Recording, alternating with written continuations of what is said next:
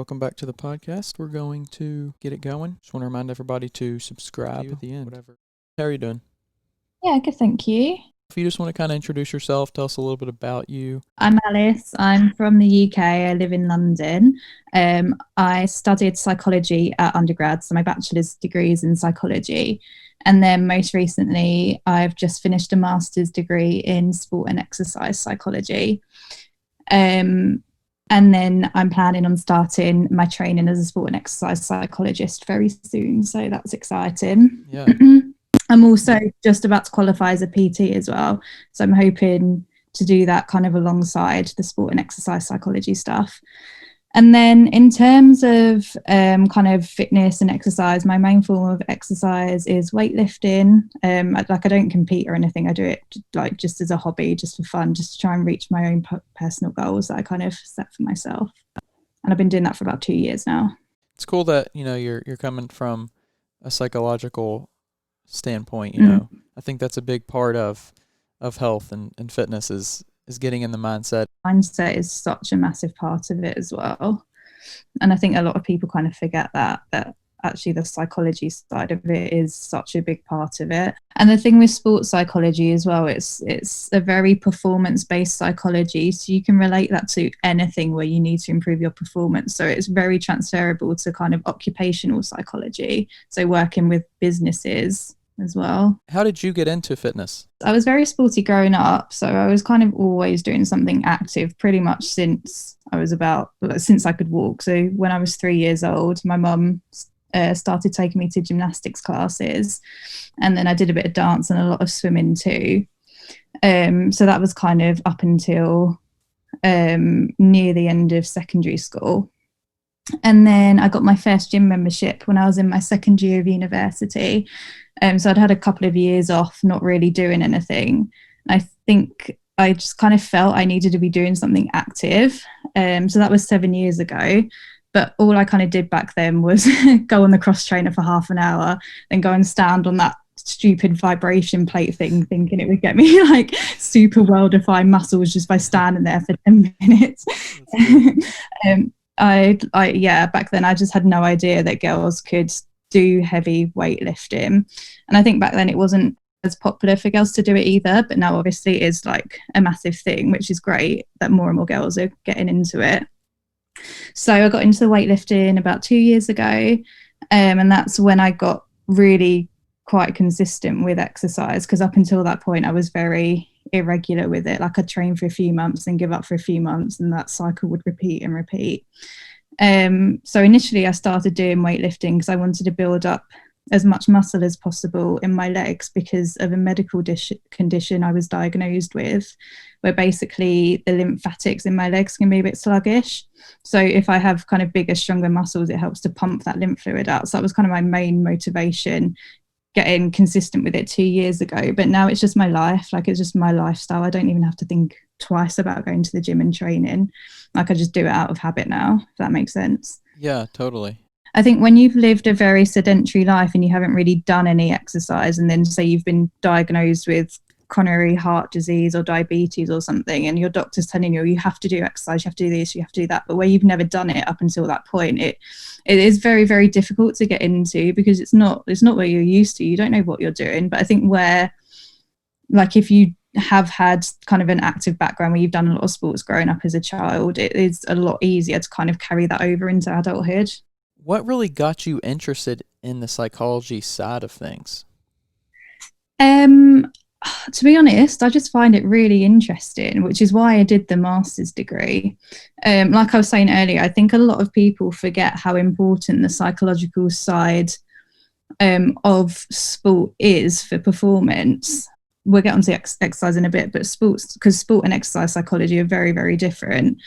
And in terms of sports psychology, there's so many kind of mental skills that you can teach athletes to either enhance their performance or help them overcome different things such as choking. Like choking's a massive thing in sport. And there's so many ways you can kind of teach an athlete to get over that.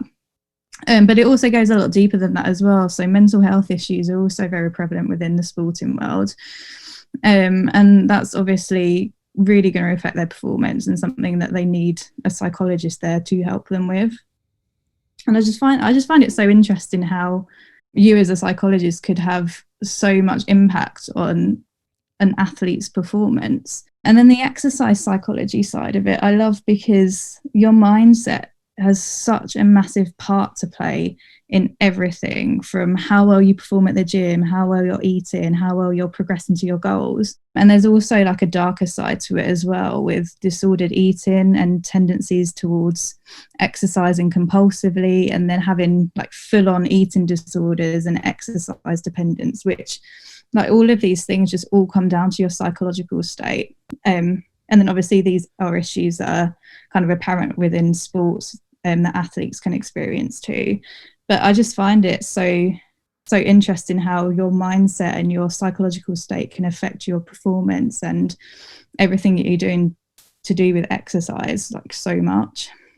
When people think of athletes, they think of their bodies. They think of, wow, they're so gifted and they have these great, physiques, and they put in all this work at the gym and all this other stuff. But it's something that slips, I think, everybody's mind, that it has to be kind of a mental thing too. And it is very interesting to me as well. Like, if somebody were to come to you and say, I do well like during the game, but when it comes to like the end of the game and I need to perform well, I can't do it as well as I could whenever, like the pressure's not on. Like, how would a sports psychologist kind of help that person move through that? There's so many different things you could do. Like you'd have to look into whether there's kind of a deeper issue going on, like an anxiety issue or something. But if it's literally just a performance issue, there's techniques you can teach them. So like visualization is a good one, or positive self-talk can be really, really effective as well. And then if it is an anxiety issue, if they're choking under the pressure, you can do some CBT with them. So like cognitive restructuring is really good for that, kind of getting into their minds and either giving them kind of mental techniques that they can use while they're like in the game, or doing sessions with them to help kind of override their like cognitive distortions, we call them, so like the irrational thoughts they're having. So is that a lot of that, or any of that, based on like confidence and maybe not performing well in the past? Yeah, it can be. It can literally be down to anything, and obviously it's very individual to the athlete. So a big one is re-injury anxiety, where if an athlete has had an injury in the past, especially if it's a bad one, obviously they're going to be anxious about going back into their sport. So that's a massive thing that a psychologist can help them overcome. Sports psychology, it's not like, it's kind of kept hush hush because it is still very taboo. So that's why you probably don't hear a lot about it, but it is, especially in the US as well, it is a massive thing, like more so than in the UK. Yeah, and especially in sports now, there's so many athletes coming forward and saying like, I have some type of like mental thing going on. You never hear them talk about, well, not much at least, hear them talk about like sports psychology though. It's more based around other things. But it's definitely become a bigger thing now, where athletes will come out and say, and for, I don't know, it's kind of an interesting thing that it's happened, the last few years, but there's been a lot more saying, hey, I'm struggling with my mental state, and yeah, it seems like, like you said too, the stigma, back in the day, whatever the day is, but back in the day, it would have been like keeping it, on the low, and not letting people know that was going on with you and stuff like that. Yeah, for sure. It is getting a lot better, and it's so good that these athletes, like the really popular ones, are coming out and saying they're having issues with their mental health, because it just means that other people who would be too scared to talk about it might kind of help them be a bit more open about it and go and seek help. But I still think there is a lot of stigma around it still. It is getting better, but obviously that taboo is still there, especially within the sporting world.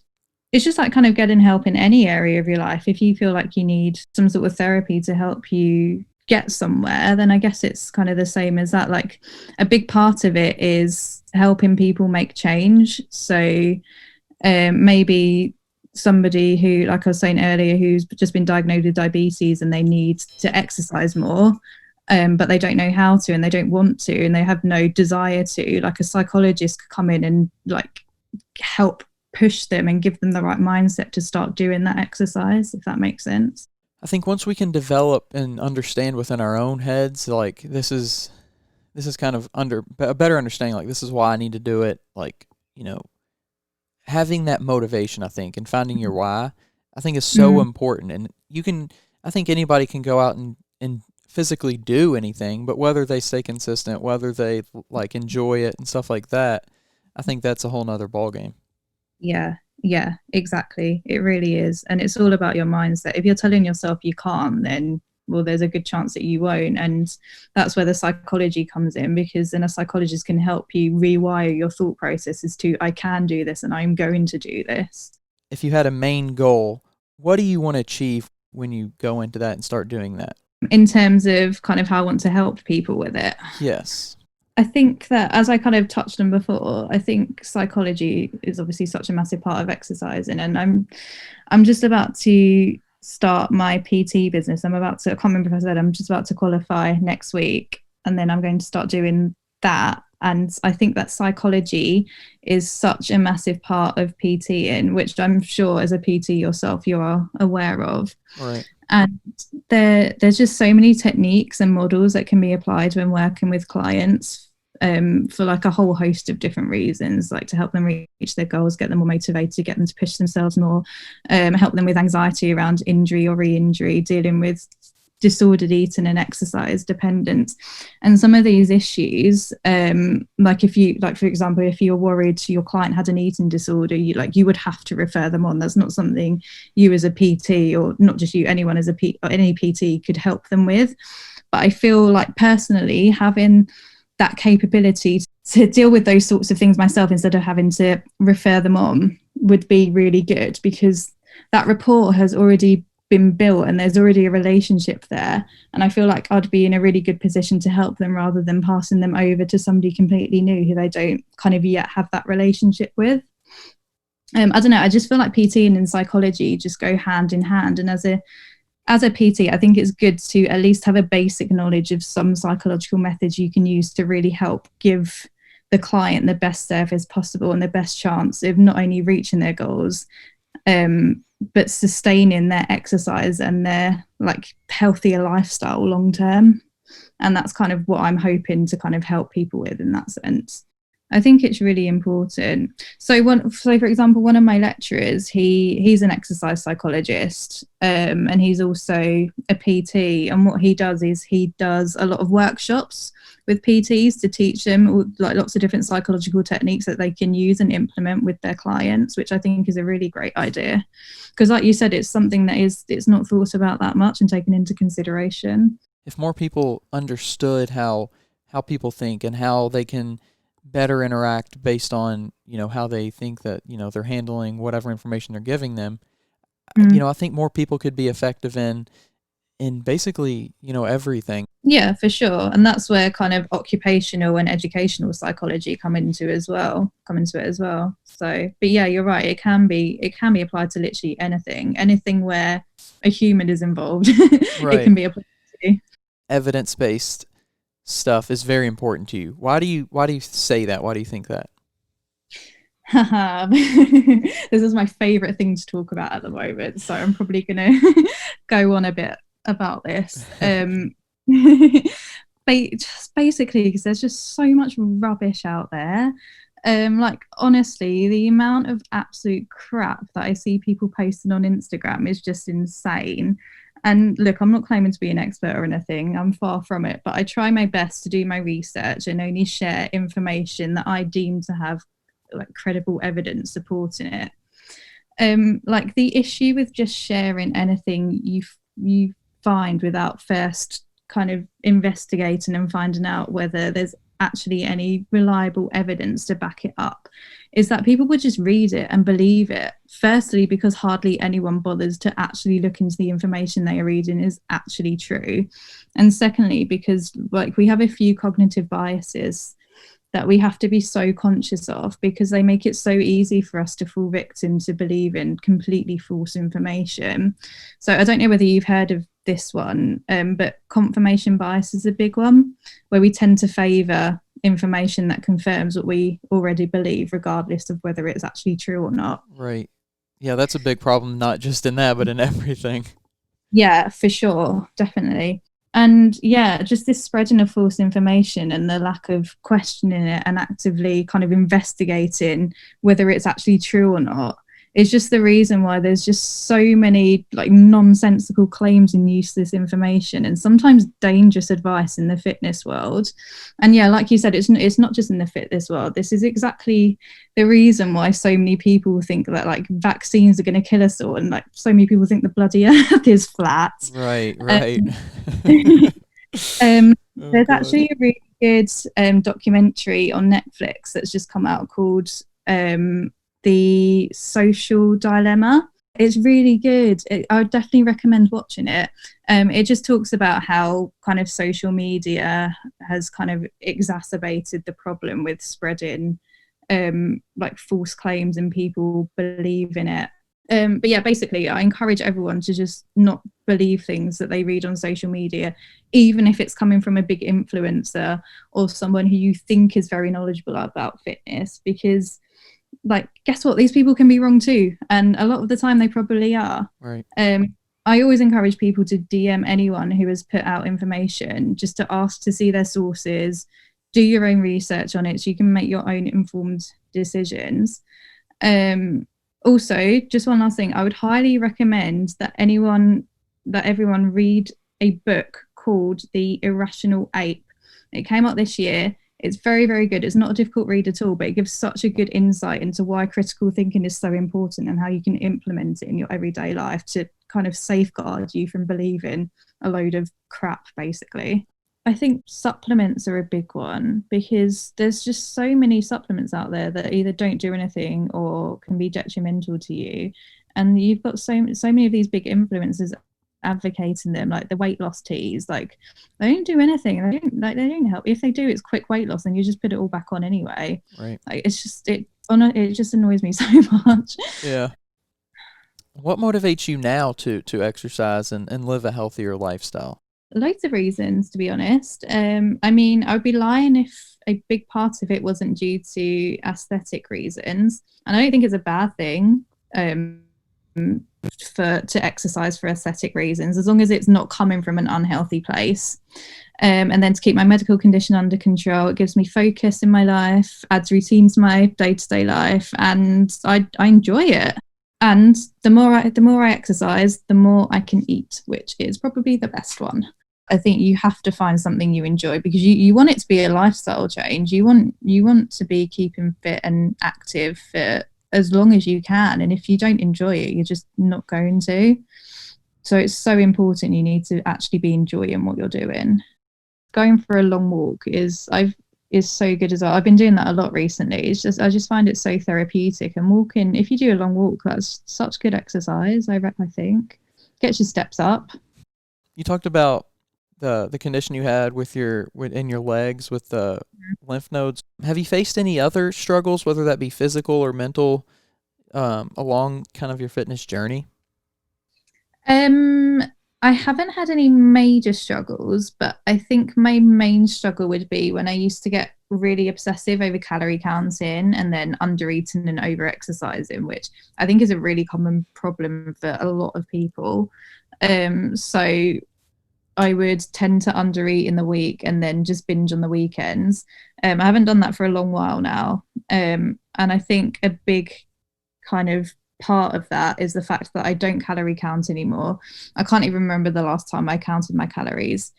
I never track my macros either. And honestly, I think it's helped so much.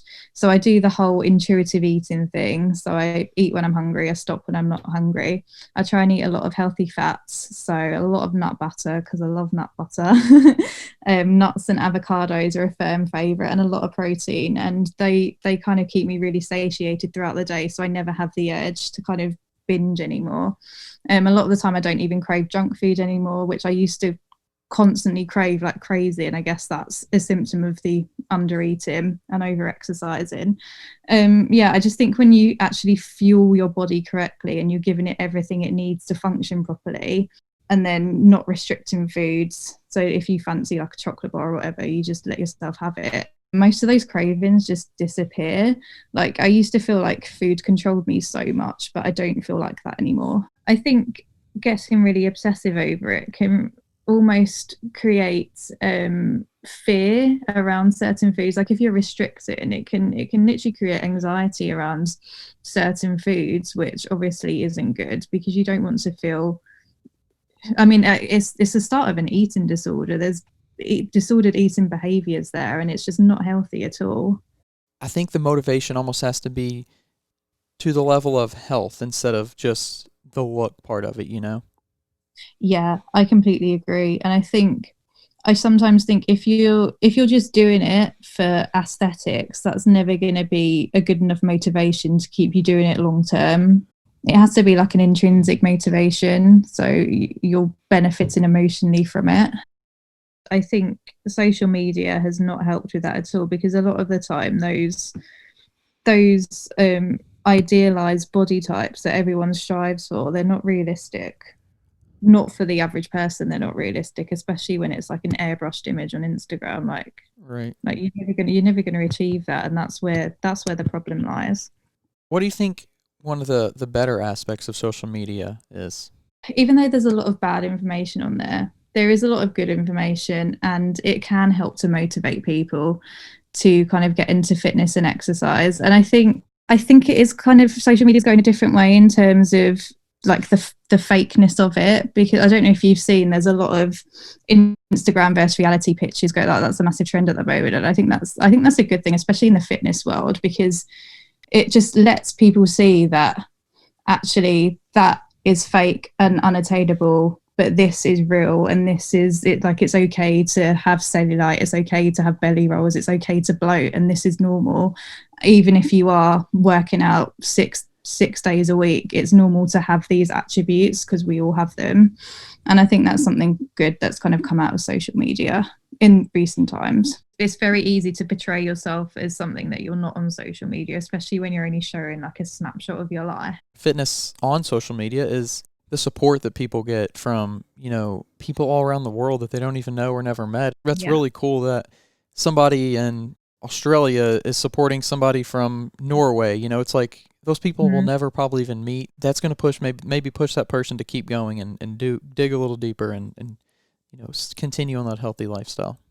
Yeah, for sure. And I'm really glad you brought that up actually, because I think in the fitness community on Instagram especially, it's, from my experience anyway, it's so supportive, and there's so many lovely people there who are just trying to like push each other to do better, and it's just a really great community.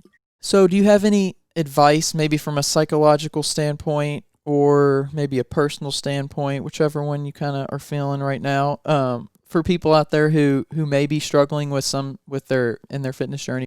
Set some new goals.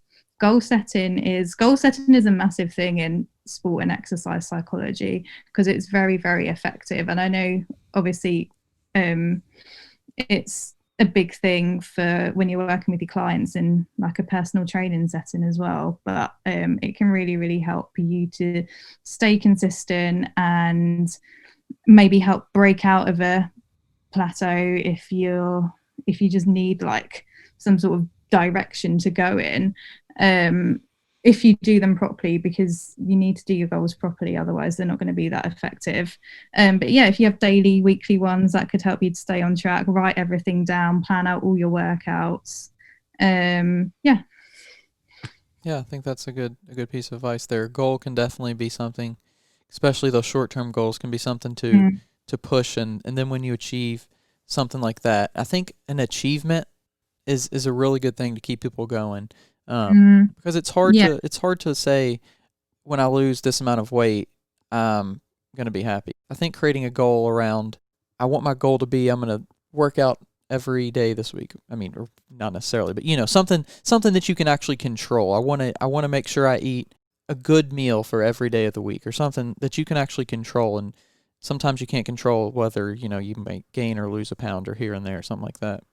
Yeah, exactly. And I think those small, like daily ones or the weekly ones, they're so, so important that you have those to keep you on track to reaching your like big overall goal, because that can seem so far away and you just lose motivation with it if you're not doing, like, not consciously making an effort to do things every day or every week to kind of get there, and like tracking that progress as well to see how far you've come. The thing is, change isn't quick, change doesn't happen overnight, like it's a long process. So it makes it really, really difficult to see any progress that you're making if you're not like making a conscious effort to actually track it. Because then, like, even like progress photos are great because obviously the changes in your body are so small, like day to day, week to week. You're not going to notice that unless you actually compare photos of yourself from now and then, from like a month ago, 2 months ago, 3 months ago. Right. That's probably it for today for the Cool. podcast. I really appreciate you coming on. Yeah, sure. Thank you for having me. It was fun. I'm glad I could give a different insight into it. It's like covering all bases. If you're looking at it from every possible direction you can, then you're going to have so much better results. Yeah, yeah, for sure. And like I said, so many people look at it from diet and from fitness, and Mm, that's kind of all they think about because that's all they mm, hear about and that's all they see. mm, So I'm hoping a lot of people listen to this and they can gain some new, fresh mm. perspective on it. Yeah, The mental me side too. is definitely becoming a bigger thing, but I don't think the psychological, like, we can actually change it. We can talk to somebody, we can do all this stuff about it. Mm, I think the big part is understanding it right now and like accepting it and doing all that, but not necessarily the psychological side. yeah, for sure. Yeah, I think it's so important, but I mean, it's my field, so I would. I really do Definitely. appreciate you, taking your time. Yeah, no problem. That's the psychological side. Like I said, we haven't covered it too much on here. So that's it. Check us out on Apple Podcast, on Spotify, on YouTube, on all the podcast channels. You can find us pretty much anywhere. Subscribe, rate, review, and I will talk to you next time.